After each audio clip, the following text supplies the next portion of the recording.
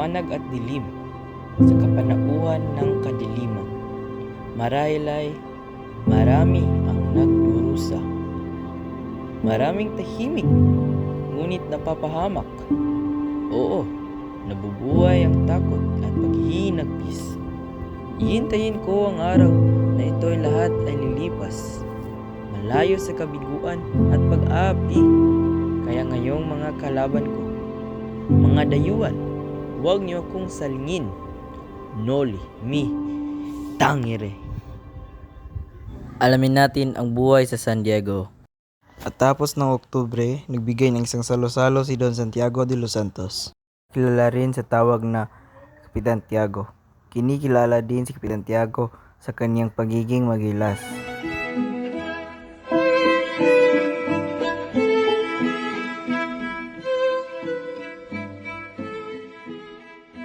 Nakakawalang gana ang bansang ito. Halatang ibang-iba ang pamahala dito. Kumpara sa Madrid, ang ayaw ko pa ay punong-puno ng mga Indio. Ayaw ko sa mga Indio. Dandahan ka sa panalita mo, pagkat nasa ilalim ka ng bubong ng isang Indio. Tama si Padre. Salve Padre, baka magdamdam si Kapitan Tiago. Mga kababayan, ikinalulugod kong ipakilala sa inyo ang anak ng aking nasirang kaibigan si Don Rafael. Sino kayang bisita ni Kapitan Tiago? Walang iba, kundi si Juan Crisostomo Ibarra. Ikinalulugod ko kayong makilala. Aba, Padre Damaso.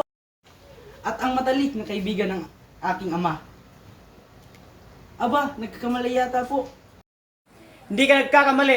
Ngunit, kailanman hindi ko naging matahik na kaibigan ng iyong ama. Oras na para magsalo-salo mga senyorito at senyorita. Ibarra, maaari bang magtanong? Ano mga katangian ang inyong nakita mula sa bansa inyong narating? Ang napansin ko lang ng ang kaunlaran o kahirapan ng mga mamayan. Ang isang bayan ay katumbas ang kaunlaran nito o di kaya'y ang kawalan nito. Yan lang ba ang natutunan mo sa bansang Europa? Wala ka man lang ibang natatandaan doon?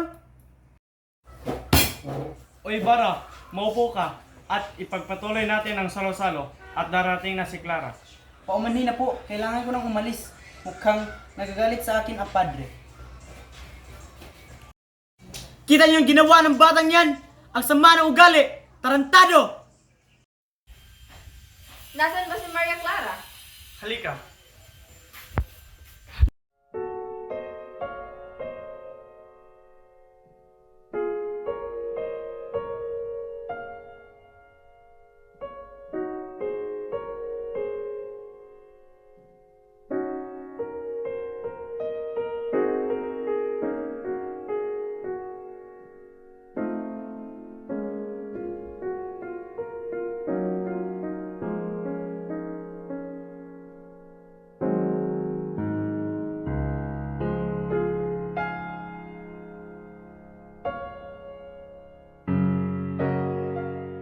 Habang si Ibarra ay lumalakad na parang hindi alam kung saan pang patutunguhan, ay narating niya ang liwasan ng binandok at nagpatuloy siya sa iyang daang sakristiya. Ko, parang pangarap lamang ang 7 taon ko sa Espanya.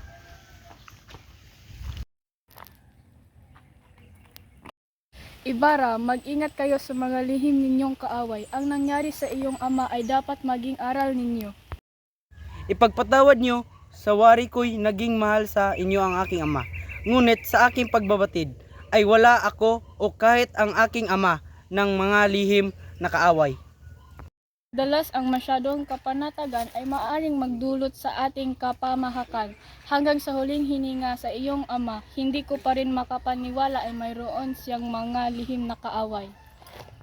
Ngayong alam ko na ang tunay na nangyari sa aking ama. Talagang malupit ang kanyang sinapit. Patawad po, ngunit kailangan ko nang umalis, Senyor Ibarra. Muchas gracias, Siyente.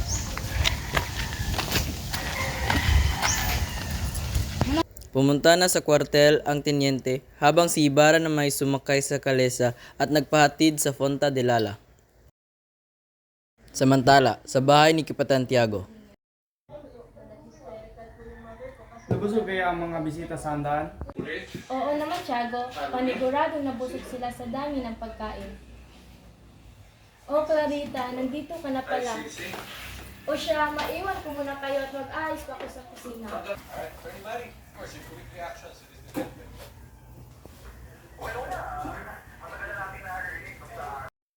O tilayat, may bumagabag sa iyong kalooban, Ama.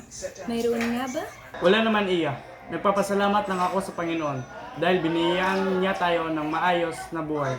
Ngunit mas masaya sana tayo kung ang iyong ina ay hindi kinuha sa atin ng maaga. Ama, huwag niyo na pong balikan ang nakaraan. Mabuti ba'y matulog na lang kayo? Paniguradong pagod lang kayo. Naalala pa noon ni Kapitan Tiago ang mga larawan ng nakalipas. Ang pagsayaw nila ng asawa na sinundan ng kanyang pagiging tatay kay Maria Clara. Nawala na lamang ang saya sa kanyang muka nang maalala niya ang pagkamatay ng kanyang kabiyak dahil sa hirap sa panganganak kay Maria Clara. Kinaumagahan, makikita si Maria Clara na nakaupo hawang abala na para bang may hinihintay na bisita. Ang tagal naman dumating. Ang kanyang pagkainip ay napawi na may kalesang huminto sa tapat ng kanilang tahanan. Nais ko lang makausap si Maria Clara. Ay, tamang-tama. Nandito siya sa loob. Halika. Nag-usap si Maria Clara at Ibarra tungkol sa kanilang kasal. Kinaumagahan ay umalis sina Maria Clara at Tia Isabel nang makasalubong nila si Padre Damaso na pupunta sa kanilang bahay. Magandang araw po, Reverensya. Magandang araw rin sa iyo, Isabel. O Maria Clara, mukhang may pupuntahan ka. Saan ba ang patungo mo? Pupunta kami ng Butero, Padre. Kukunin ko lamang ang tira kong gamit doon. O bueno, puntahan ko lamang ang iyong ama. Naway gabayan kayo sa paglalakbay. Muchas gracias, Padre.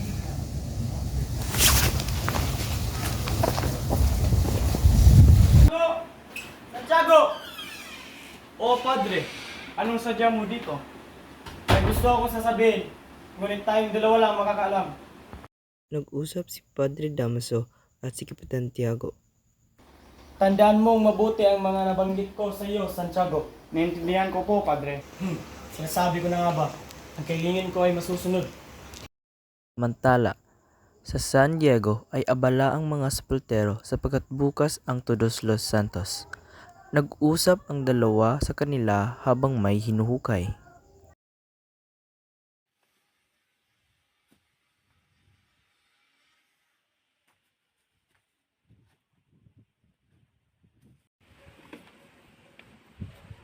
Sino bang nag-utos sa iyo na hukayin ang bangkay ni Don Rafael Ibarra?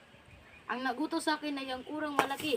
Ilipat ka daw siya sa mga libingan ng mga inchik. Eh bakit di mo na ilipat? Sobrang lakas ang ulan ng gabi na yon. At isa pa, malayo ang libingan ng mga inchik. Dahil sa Todos los Santos, nung araw na iyon, ang sementeryo sa bayan ng San Diego ay nabuhay muli sa pagdagsa ng mga tao. Pumunta rin si Crisostomo para bisitahin ang puntod ng ama. O Senyor Ibarra, ano po ang sadya niyo dito? May tatanong ko lang lamang, kung saan ang puntod ng aking ama? Oo, alam ko po yun. Nilagyan ko pa nga yun ng malaking cross para hindi ko makalimutan.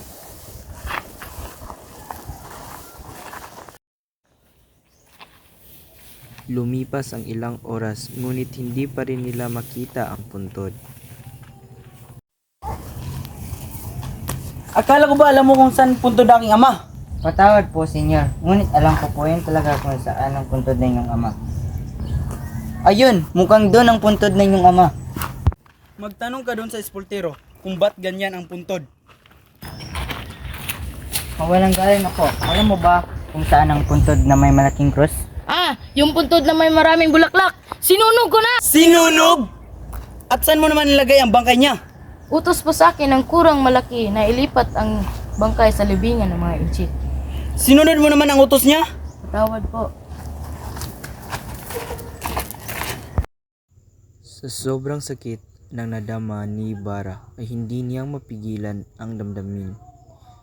Nang hindi niya nakaya ay labis siyang tumalikod at umalis. Sa kanyang daan ay nakasalubong niya ang kura ng San Diego, si Padre Salvi.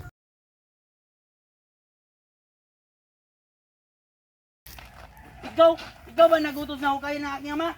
Sumagot ka! Ano man iyon? Sinasabi ko pa lamang na hindi ko alam ang iyong binabanggit. Kung hindi ikaw, sino? Ang pinalitan kong kura, si Padre Damaso. Umuwi na si Ibarra sa kanilang tahanan. Galit at malungkot pa rin siya. Kaya't noong siya na lang ang nasa bahay ay binuhos niya ang kanyang emosyon hanggang tumunog ang kampana sa simbahan. Samantala, sa ikalawang palapag ng kampanarya ng simbahan ay makikita sina Crispin at Basilio. Sila ay magkakapatid na sakristan ng simbahan. At dumating ang itinuring bertugo ng simbahan, ang sakristang mayor. Mga pasaway na bata, bakit kayo nagpapahinga? At ikaw, Crispin, hindi ka makakauwi hanggat hindi mo nilalabas ang ginto. Hindi naman po ako managnagaw eh. Sumasagot ka pa ha? Crispin! Crispin! Wala nang nagawa si Basilio para sa kapatid. Tanging hablos at sigaw na lamang ang narinig. Pagkatapos ay nakakabinging katahimikan. May maririnig na putok ng baril sa langsangan, ngunit walang sino mang pumansin. Samantala, sa labas ng bayan ay makita ang maliit na bahay ni Narcisa, ang ina ng dalawang sagristan na magkakapatid. Masaya siyang nagluluto ng pagkain. Siguradong magugustuhan to ni Crispin at Basilio. Sisa, saan ang pagkain? Nagugutom na ako. Saglit lang, niluluto ko pa ang pagkain. Hindi mo ba hihintayin ang anak mo? Si Basilio, uuwi siya ngayon, magsisweldo siya. Hindi na, pagtirahan mo lang ako ng pagkain. Wala nang nagawa si Sisa. Sobra ang kanyang kalungkutan, kaya't pinasaya na lamang niya ang kanyang sarili sa pagkanta. Nagluto din siya ng 3 natirang tuwilis at tiniis ang kanyang gutom dahil hindi kakasya ang ulam sa 3 katao. Nagulat lamang siya dahil dumating si Basilio na hingal na hingal. Inay! Andito na ako! Sus, Mariusip, Basilio, napano ka? Huwag po kayong mag-alala sa akin. Si Crispin, naiwan po sa konbento. Naiwan? At siya ba'y buhay? Ay, salamat. Ba't ka ba duguan? Halika nga, gamutin kita.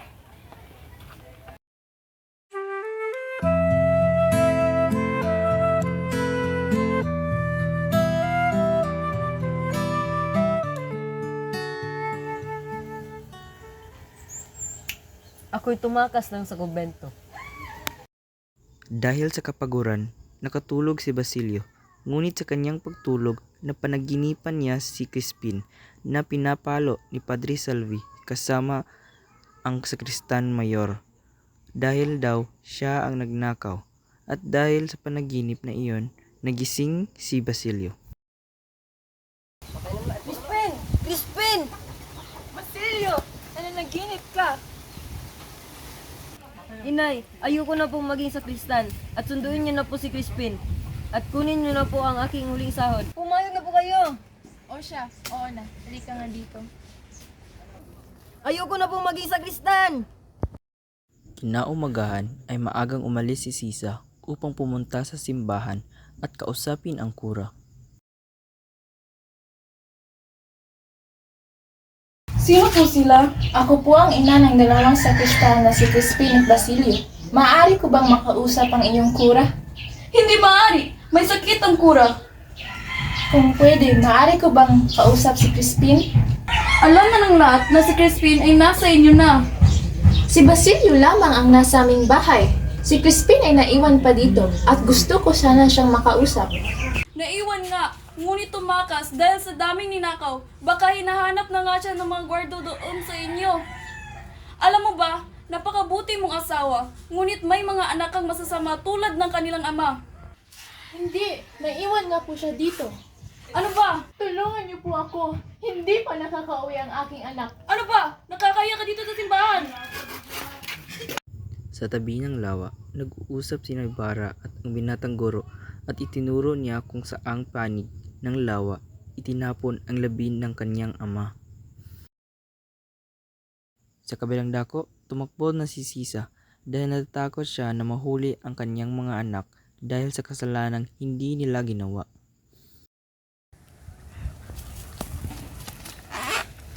Diyos ko po, huwag niyo po sana pababayan ang aking mga anak. Pagdating sa kanilang dampa ay nagulat siya sa kaniyang nakita, mga gwardyang sibil na tila may hinahanap na tao. Agad siyang nagtago, ngunit nakita pa rin ito. Oy, ikaw ba si Sisa? Ang ina ng dalawang nagnanakaw? Oo, pero hindi magnanakaw ang aking anak. Magmangmangan pa. Nakatagas ng iyong panganay, ngunit nasaan ang mas bata pa? Hindi ko alam. Kung gayon, kung hindi mo ilabas iyong anak, ikukulong ka namin. Hindi! Hindi! Wag! Dinala ng gwardya sibil ang kawa-awang si Sisa sa kwartel ng mga gwardya at doon siya'y kanulong. At nakarating sa Alteres ang balita kaya nagdesisyon itong palayain si Sisa dahil na rin sa kawalan ng katibayan. Hoy, laya ka na!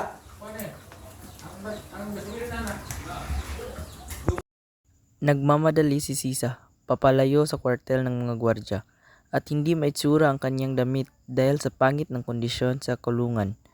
Pumunta siya sa kanilang dampa upang tignan kung nandoon pa ba si Basilio. Crispin! Basilio! Mga anak ko! Crispin! Basilio! Crispin! Basilio! Nasaan na kayo? Mga anak! Matapos makapagmisa ng maaga si Padre Salve ay pumunta ito sa kumbento upang kumain.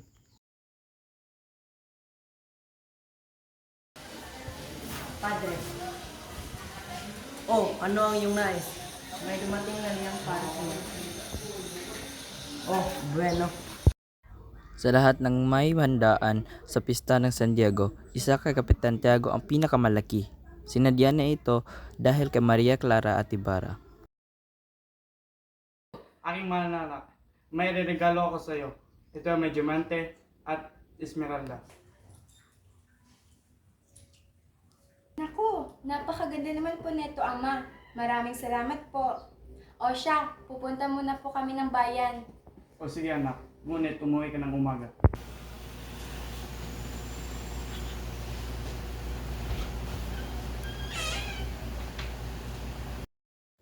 Maaga sa langsangan ang mga banda ng musiko kaya nagising ang mga natutulog. Muling narinig ang tunog ng kampana at mga paputok. Eksaktong alas 8 ng umaga nagsimula ang prosesyon. Ito ay dinaan sa ilalim ng tolda at iniwan ng matandang dalaga na kausap sa kapatiran ni San Francisco. Sa kabilang dako naman ay sinunod ni Ibarra ang payo sa kanya ng pilosopo. Sa kabutihang palad ay nagtagumpay ang proyekto. Nagkapag-ipon sila ng puhunan sa paggawa ng paaralan. Isang araw bago gawin ang nasabing proyekto ay dinaos ang paglalagay ng mga pundasyon sa paaralan. Nagulat na lamang ang lahat dahil sa isang malakas na ugong na balot ng makapal na alikabok ang paligid. Nagsigawan ang lahat. Mabuti at naligtas ni Elias si Ibarra, na bigla na ring nawala. Ilang araw na lumipas pagkatapos magawa ang buong paaralan ay isang piging ang naihanda na dinalaw ng maraming taga Alta Ciudad. Nag-usap ang mga alkalde at si Ibarra puro papuri ang pinaukol ng alkalde sa pag-uusap habang sumimangot sa kanya si Padre Damaso. Salud! Salud! Buenos dias! Magandang araw din Sa'yo, Padre. Magsiyo po kayo. Dito ka na po, Padre. Gracias. Oh, ba hindi nyo pinagpapatuloy ang pinag-uusapan nyo? Nabigit lamang ni Crisostomo ang kanyang napakahusay na arkitekto. Siya ay isang eksperto. Eksperto, ang paaralan ay binubuo lamang ng 4 na pundasyon at bubong na hindi hero. Makakarating ba ng langit ang mga nagbanag-banagan? Nagmamayabang na may dalaros ng pagbabago, ito na yung paninira sa akin. Crisostomo, huminahon ka! Lumayo kayo kung ayaw niyong madamay. Itong paring ito ang iniwas-iwasan ko. Isang paring walang galang at utang na loob. Isa siyang demonyo na nagbanal-banalan. Dapat kang mamatay!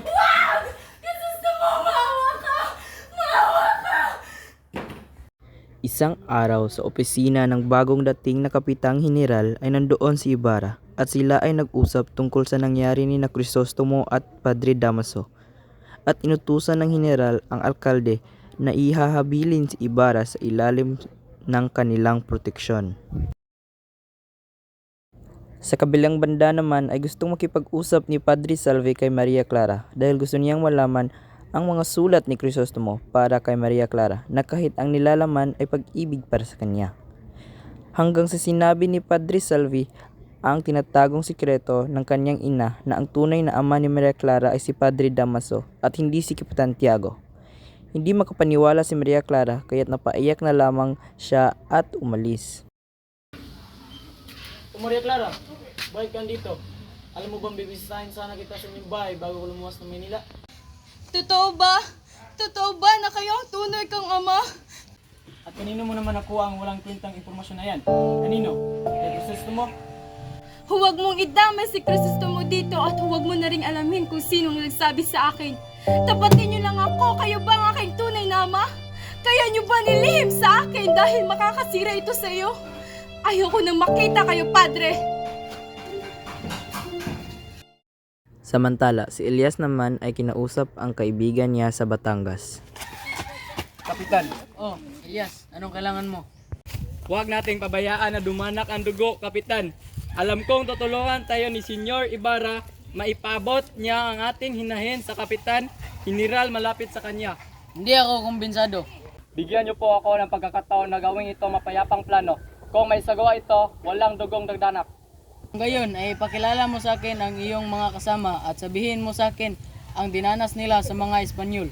4 na araw mula ngayon, magpadala ka ng isang tao magkipagkita sa akin. At sasabihin ko sa kanya kung ano ang makakuha niya kay Senyor Ibarra. At kung papayag niya si Senyor, tayo ay makamit na rin ang hustisya. Sige, maghihintay ako sa kalayaan at kapayapaan. Sana magtagumpay ka. Naglalakad ang mag-asawang de Espadana sa lansangan sa katanghaliang tapat. Tumingin-tingin sila sa mga bahay ng mga Indio habang panay pintas at panglilibak ang maririnig sa bibig ni Doña Victorina. At napadaan sila sa bahay ng Alperes at nakikita si Doña Consolacion sa harap ng bahay.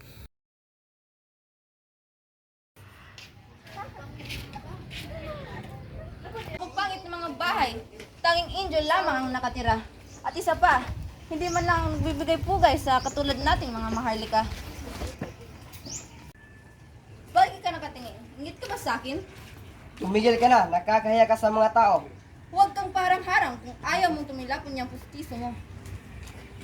At bakit naman ako maingit? Kayo? Kakaingitan ko?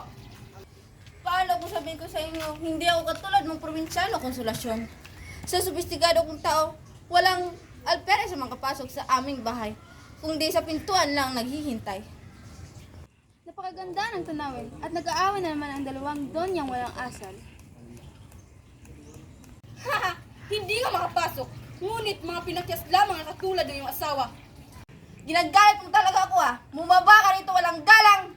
Gusto mo ba ng gulo? Sige, pagbibigyan kita doon ng Victorina.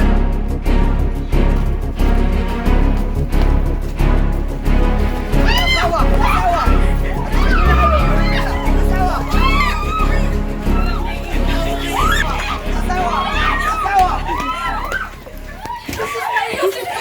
Jesus Mario Sid Consolacion.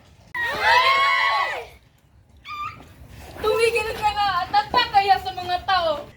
Bilhan mo siya ng masaganang damit. Kung hindi magnako kayo sa taong bayan, sundalo ka naman eh! Ikaw bumili ng asal. Walang modo. Jesus Mariosep, tigil niyan sa ngalan ng Panginoon. Para kayong mga hayop, mga edukado naman kayo.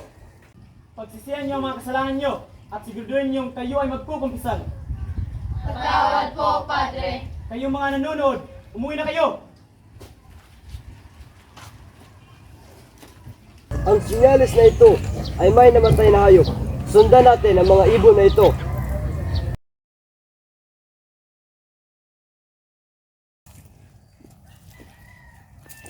O Diyos, bangkay ng isang pasilit. Pumunta ka sa bayan at sabihin mong natagpuan na ang anak ni Sisa.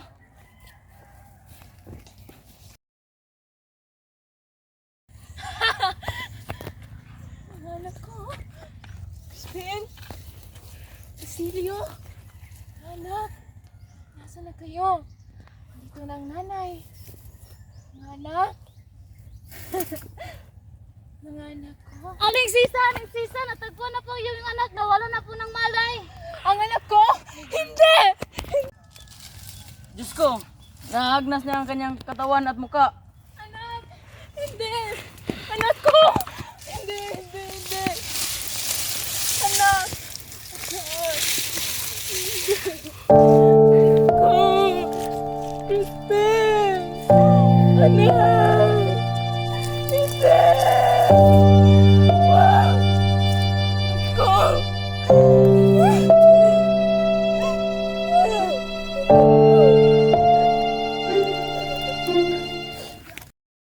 Tumungtong si Ibarra sa bangka ni Elias bago lumubog ang araw. Tila masama ang loob ng binata. At nag-usap sila. At sinabi ni Ibarra na maaari niyang gamitin ang kaniyang kayamanan at impluwensya niya mula sa mga kaibigan sa Madrid. Ngunit batid nitong hindi ito sapat para sa pagbabagong hinihingi. Samantala, sa bahay ni Don Santiago, nag-usap sina Maria Clara Linares, Doña Victorina at Don Santiago sa magaganap na kasal ni Maria Clara at Linares.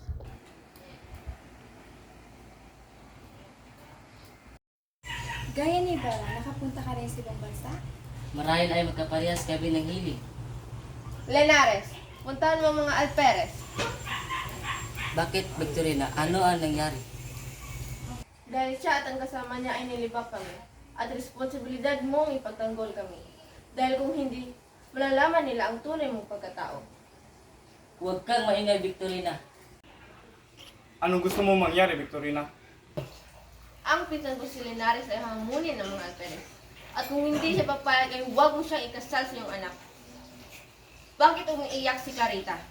Hindi mo siya nasabihan sa ating pagkasundo na hindi si Ibarra ang ikasal sa kanya, kundi si Linares. Sino yan? Buksan mo ang pinto sa ngalan ng hari. Buksan mo ang pinto o gigibain namin ito. Bakit? Doon ko na sasabihin sa'yo. Naisipan ni Elias na pumunta sa bahay ni Ibarra. Nalaman niya sa mga utusan ang nangyari sa kanilang amo. Nagkunwari siyang umalis, ngunit ang totoo ay umikot lamang at dumaan sa bakod. At kinuha niya ang mahalagang bagay at kumuha siya ng papel at gas at sinunog ang bahay. Akala mo naman isang misa disgrasya, isang kastilyo. Sabi nga nila ay mga pangka ni matandang Pablo. Mga tulisin ba? Hindi marahil. Ang balita ay tungkol sa kalaban ng mga sibil at yun ang dahilan kung bakit tinuhuli si Don Filipo at sinasabing 14 ang patay. Alam niyo ba, itinangkado ni Ibarra na itakas si Maria Clara at ipinagtanggol daw siya ni Kapitan Tiago. Ngunit ayun, nasugatan siya, kaya dadalhin daw si Kapitan Tiago sa Manila. Kakasal din si Maria Clara sa isang binatang Kastila. Dinamdam naman ito ni Ibarra, kaya papatayin niya daw ang lahat ng mga kura at mga Espanyol. Mabuti na lang at walang mga kura sa kumbento dahil sinugod ito ni Crisostomo. At alam niyo ba na sinunog daw kagabi ang bahay ni Crisostomo? Talaga? Oo, sigurado ako. Diyos ko po. Samantala ay nakauwi na sa bahay si Basilio at dinatnan ang sira-sirang bahay at wala na ang ina. Paikang-ikang pinunta nito ang bahay ng Alperes. Inutusan ng babae nasa bintana ang Guardia Sibil na pabalikin si Sisa. Subalit kumaripas ito ng takbo nang makita ang mga bantay. Hinabol ni Basilio ang ina pero binato siya ng isang babae sa daan. Tinamaan ng bato si Basilio pero hindi siya tumigil sa pagsunod sa ina. Inang! Inang! Si Basilio po ito! Inang! Inang! Si Basilio po ito! Basilio! Anak! Inang? Inang? Inang? Nakita niya ang inang patay na at niyakap ni Basilio ang bangkay ng kanyang ina. Pag-angat ng ulo ni Basilio, nakita niya si Elias. Inang! Inang! Sino yan? Ang aking ina. Ako ay mamatay na at ibibigay ko sa iyo ang aking kayamanan. Sa bahay ni Kapitan Tiago, pinayag ni Alvarez ang balitang dumumog sa puso ni Maria Clara. Nagpadala ng sulat at kwintas na batid ni Kapitan Tiago ay nagmamay-ari ang kanyang anak. Natagpuan ang kwintas na ito sa tabi ng sunog na katawan. Clarita, may pinadalang sulat mula sa Alperes. Ito ay para sa'yo. Ang kwintas na ibinigay ko kay Crisostomo.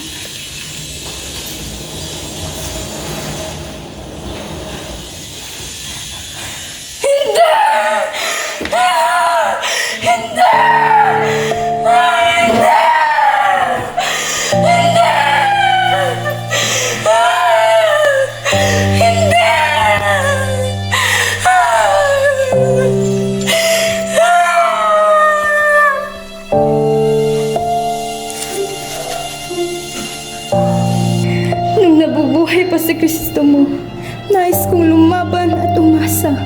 Sa halip ng aking mga kaharasan na paulit-ulit bumibig sa akin. Ibig ko sanang mabuhay pa para lang makarinig ng mga bagay tungkol sa kanya. Pero ngayong patay na siya, bakit pa ako nabubuhay at nagtitiis? Huwag kang mag-alala, mahal ko. Itutupad kong walang sino mang tumawag sa akin ng asawa ko. Kumbento at pagkamatay lamang ang aking napipilian. Maraming salamat at nakarating kayo na mapayapa mula sa San Diego, Padre Salve. Nais ko sanang makita at kamustahin si Maria Clara bago ako magpahinga at patagal na siyang hindi nagkukumpisal. O siya, ikaw nang bahala ka, Maria Clara. O sige, mag-ingat ka. Oh, anong ginagawa mo dito? Lumayas ka! Layas! Layas! Hindi ganito ang tamang pagtrato sa isang padre na nagkukumpisal sa iyo, Maria. Lumod ka at hingi ka ng tawad. Hindi ako luluhod o hihingi ng tawad sa isang katulad mo! Isa kang demonyo! Demonyo! Lumayas ka! Lumayas! Ito ang pinakamatagal kong hinihintay, Maria Clara.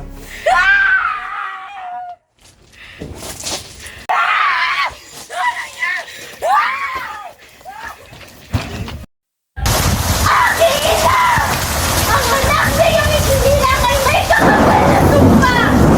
Pinapakiusap ko sa'yo na kunin na at ibalik sa iyong pinaroroonan! Kasama ng Diyos kung saan hindi na ako masasaktan pa! Pagod na akong mabuhay! Ang aking ina, susuin nila ang puso niyong anak! Kasama ang anghel at mga santos! Wala na kwenta ang aking buhay! Nang matapos ang panunungkulan ni Padre Damaso sa San Diego, siya ay nanirahan sa Maynila at sa kalaunan ay ninilipat sa malayong probinsya. Ngunit hindi nagtagal natagpuan siyang patay sa kanyang kwarto dahil sa bangungot. Samantala si Padre Salvi ay pansamantalang nanunungkulan sa Santa Clara na pinasukan ni Maria Clara.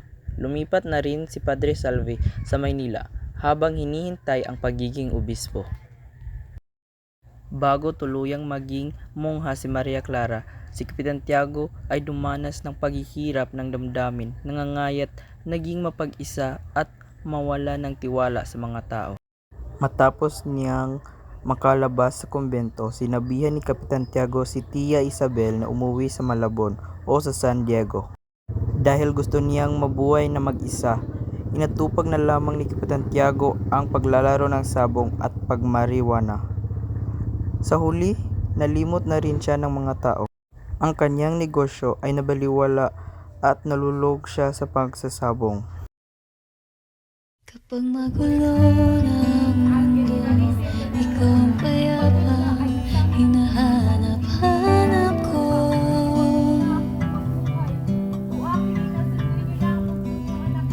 Kumakabog na naman ang titig.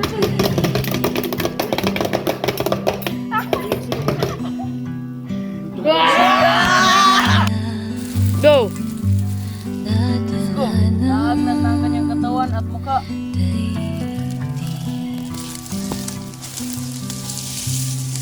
Rodrigo. Sa dami ng nangyayari natin ang mga ibon na ito. O Diyos ko, o Diyos. Tura ba yung Tura ba bilang sa siya?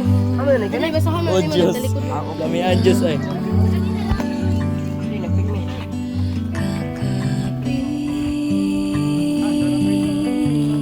Tubag-tubag din yan. Go! Yan yung mga kasalanan nyo. Ngayon yung kayo ay magpupusan. Kayong mga nanonood. Yan yung mga kasalanan nyo. Ngayon yung kayo ay magpupusan. Kayong mga nanonood. Ngayon na kayo.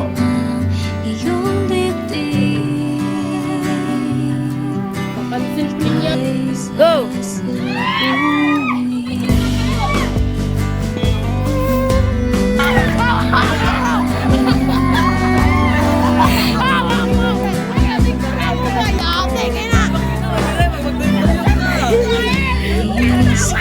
Pagliyok-liyok ko kapag matumba. Sumibol At may mamayabang na may dalaran sa pagbabago. Tunay ang pagkira sa akin.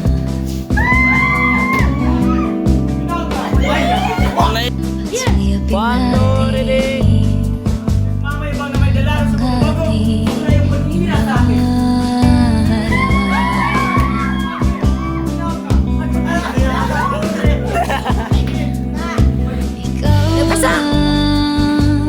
Go! Ikaw ang aking 1, 2, 3, play! Sa aking gising hanggang sa pagtulog. Sa'yo pag-ikot ng aking mundo. Kapag nagulo ng mundo, ikaw payapang hanap ko.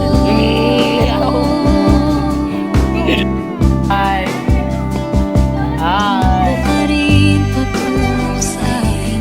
Anak siya ni Bibing. Iyong dibdib. Anak siya ni Alma.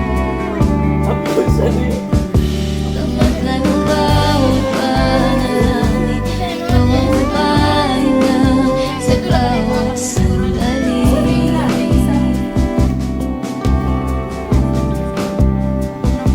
Patungo sa'yo ang aking piling, ang isa lang ang sinasabing makinig. Ika'y sasalubungin.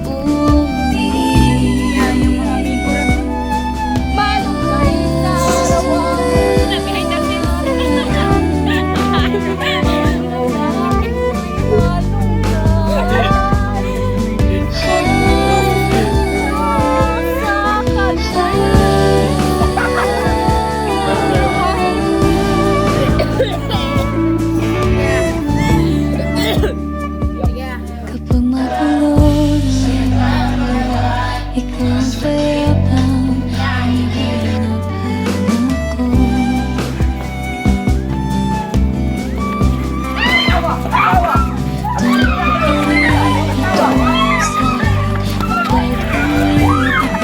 hinahanap ko.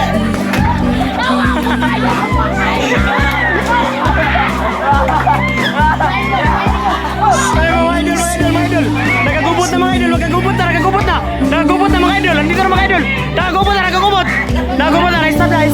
Na-stop lang kami, na-stop. Stop. So mga idol, dito na kami sa climax idol. Climax na to idol. Muna si Bossing mga idol. Muna si bossing idol na ba? Bossing. Purman. Or masama ba mag-pray for? Hindi naman sa ganun. 1, 2, 3. Go. Bumaba ka rito ah. Ay, what?